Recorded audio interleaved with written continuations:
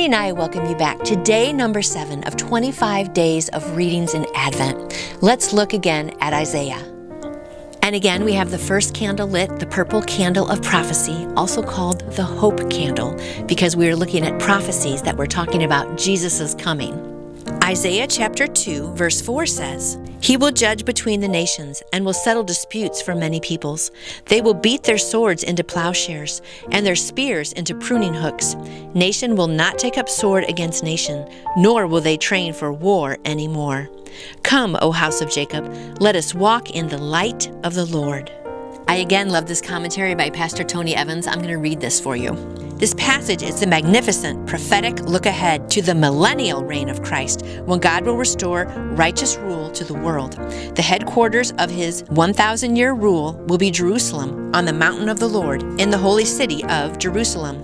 As glorious as the millennium will be for us as the church in general, it will have very special meaning for believing Israel. Christ's kingdom reign will mean the fulfillment of God's purpose for Israel. Jewish believers in Christ will finally live in real peace, as will all the nations, and Israel will occupy all the land God gave to Abraham. Israel will also have its rightful king in the millennium. Initially, Jesus was rejected when he presented himself to the Jews as their king. They even cried, "We have no king but Caesar," John 19:15, scorning Christ. But God promised David that his son would rule on the throne forever. Jesus is that son of David, and he will one day take the throne in Jerusalem.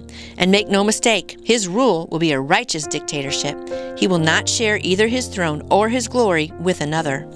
The kingdom will be Israel's golden age of restoration and the realization of all God's purposes. And so, like we said, Advent is a time of looking forward and waiting and anticipating, right? And right now, we might be thinking we're anticipating Christmas when we celebrate Jesus, who came the first time as a baby, but he's going to come the second time as the King of Kings and Lord of Lords, completely in control. And so I'm going to read this verse again because I really like what it says. Isaiah 2, verse 4, "He will judge between the nations and will settle disputes for many peoples. They will beat their swords into plowshares and their spears into pruning hooks." So interesting. They're going to have no more need for weapons of war. So they're going to turn them all into weapons of peace that we can cultivate and grow good things with. So interesting. And guess where this Bible verse is found? At the United Nations. There's a statue of a man, and he's beating their swords into plowshares from 1959. Isn't that amazing? That this Bible verse is at the United Nations. I just think that is just so awesome how God just works his way around with that. And they're hoping to have peace like that on earth right now, but it's not going to happen. Peace like that is only going to come through Jesus when he comes back to rule and reign. So much fun, all these prophecies, and looking forward. So I hope you're looking forward to Christmas time, but also looking forward to when Jesus comes again, or looking forward to the end of your life when you are going to die, and if you believe in Jesus, go up into heaven and live with him forever. So many great things to be looking forward to. So I hope you're having a great Advent, and we will see you again tomorrow for another reading in Advent.